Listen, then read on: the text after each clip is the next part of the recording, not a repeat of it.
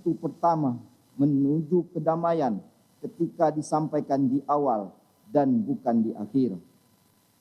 Selanjutnya, menanggapi pembukaan dalam pledoi penasihat hukum terdakwa Arif Rahman Arifin, in dubio pro reo, jika ada keraguan-raguan mengenai suatu hal harus diputuskan hal-hal yang menguntungkan terdakwa. Kami penuntut umum membuka tanggapan kami dengan pernyataan in dubio pro lege fori. Jika terdapat keraguan-raguan, hakim tetap patut menghukum terdakwa. Hal ini beranjak dari argumentasi Pompe bahwa pada dasarnya setiap orang dianggap bertanggung jawab secara pidana, sehingga tetap dihukum kendati pun ada keraguan-raguan, kecuali dapat dibuktikan sebaliknya.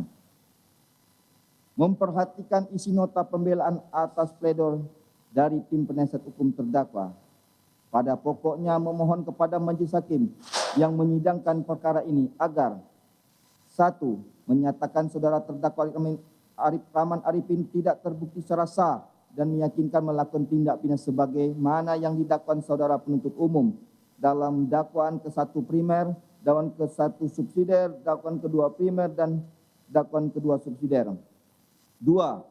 Melepaskan terdakwa Arif Rahman Arifin dari segala tuntutan karena persidangan akuo seharusnya menerapkan asas tunania prinsil karena segenap tindakan terdakwa Arif Rahman Arifin telah diuji secara administratif.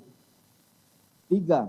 Melepaskan terdakwa Arif Rahman Arifin dari segala tuntutan karena peradilan atas nama terdakwa Arif Rahman Arifin tidak sah, mengingat tidak adanya izin atasan yang berhak menghukum angkum saat ditaca pemeriksaan dalam perkara akuo. 4. Melepaskan terdakwa Arif Rahman Arifin dari segala tuntutan karena adanya daya paksa overma dalam diri terdakwa. 5. Melepaskan terdakwa Arif Rahman Arifin dari segala tuntutan karena tindakan yang dilakukan oleh terdakwa Arif Rahman Arifin merupakan perintah jabatan, tindakan yang dilaksanakan dengan itikat baik, sebagaimana diatur sebagai alasan penghapus pidana dalam pasal 51 ayat 2 KUHP. 6. Membebaskan terdakwa Arif Rahman Arifin dari tahanan. 7. Memulihkan nama baik dan harkat martabat terdakwa Arif Rahman Arifin. 8. Memulihkan hak-hak terdakwa Arif Rahman Arifin. 9. Membebaskan biaya perkara kepada negara. Untuk itu, bila mana majelis hakim berpendapat lain, maka kami mohon putusan yang seadil-adilnya ex aequo et bono kepada majelis hakim yang terhormat dengan mempertimbangkan hal-hal yang meringankan diri terdakwa untuk memutus sebagai berikut. 1. Terdakwa belum pernah dihukum. 2. Selama dalam proses persidangan, terdakwa bersikap sopan, jujur, dan telah kooperatif dalam mengikuti jalan proses persidangan dengan baik. 3. Terdakwa merupakan tulang punggung keluarga. 4. Terdakwa telah menyesali seluruh perbuatannya. 5. Terdakwa telah banyak berjasa kepada bangsa dan negara Indonesia. 6. Segenap proses persidangan memperoleh manfaat dan keuntungan dari adanya perbuatan terdakwa Arif Rahman Arifin karena telah membuat terang pembuktian dalam persidangan almarhum Brigadir Joshua. Majelis Hakim yang mulia, terdakwa serta penasihat hukum terhormat dan pengunjung sidang yang kami hormati, kami tegaskan kembali tanpa mengurangi rasa hormat kami terhadap terdakwa beserta penasihat hukumnya. Kami dalam tanggapan ini tidak akan lagi substansi dan materi analisis fakta dan analisis yuridis dalam tuntutan kami. Kami hanya akan menanggapi hal-hal baru ataupun mempertegas beberapa poin penting dalam materi tuntutan kami. Mengingat replik ini adalah satu bagian tak terpisahkan dengan tuntutan kami sebelumnya. Bahwa permohonan tim penasihat hukum terdakwa Arif Rahman Arifin dalam pledoinya didasarkan atas pertimbangan analisis yuridis yang telah diuraikan dalam nota keberatannya pledoinya dengan beberapa dalil. Untuk itu, kami penuntut umum akan memberikan tanggapan sebagai berikut. 1. Tanggapan terhadap bagian pledoi pribadi terdakwa Arif Rahman Arifin. Pledoi pribadi terdakwa Arif Rahman Arifin yang terdakwa ketik sendiri halaman 6 sampai 13 dengan poin-poin yang menyatakan A. Penyalahgunaan keadaan oleh atasan terhadap bawahan sehingga menyebabkan dilema moral. Pendapat penuntut umum bahwa terhadap pendapat terdakwa Arif Rahman Arifin di atas cukup dapat dipahami mengingat posisi terdakwa Arif Rahman Arifin merupakan bawahan langsung dari saksi Ferdi Sambo. Akan tetapi, terdakwa Rahman Arifin yang merupakan perwira polisi berpengalaman akan asam garam di tubuh institusi Polri, sehingga sudah pasti yang telah menangani berbagai macam persoalan maupun kendala dalam pelaksanaan tugas sehari-hari, sehingga dapat dianggapi memiliki perjalanan yang cukup, mumpuni, dan mental yang terlatih.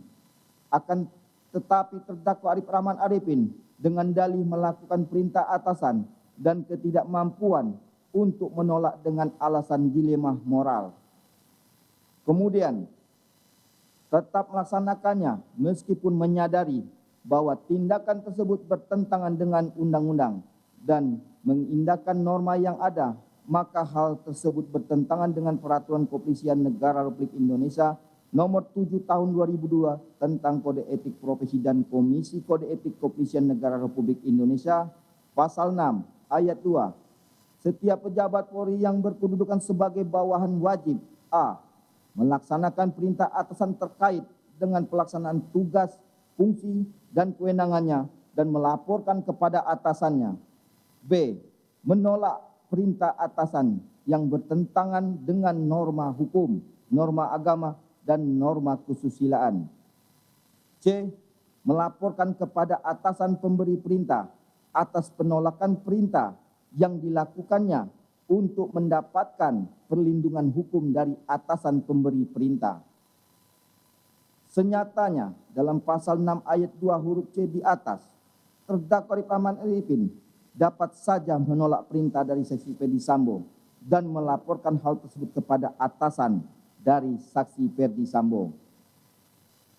Dalam pledoi penasihat hukum terdakwa, terdapat lampiran petikan putusan sidang Komisi Kode Etik Polri atas nama Rahman Arifin SIKMH nomor PUT garing 118 garing 11 garing 2022 halaman 2, di mana isi petikan putusan sidang komisi tersebut menyatakan bahwa terdakwa Rahman Arifin pada saat Wakadan B Biro Paminal di Propam Polri tidak menjalankan tugas wewenang dan tanggung jawab secara profesional dan prosedural sebagai bawahan, tidak menolak perintah atasan yang bertentangan norma hukum, telah melakukan pemufakatan KEP atau tindak pidana.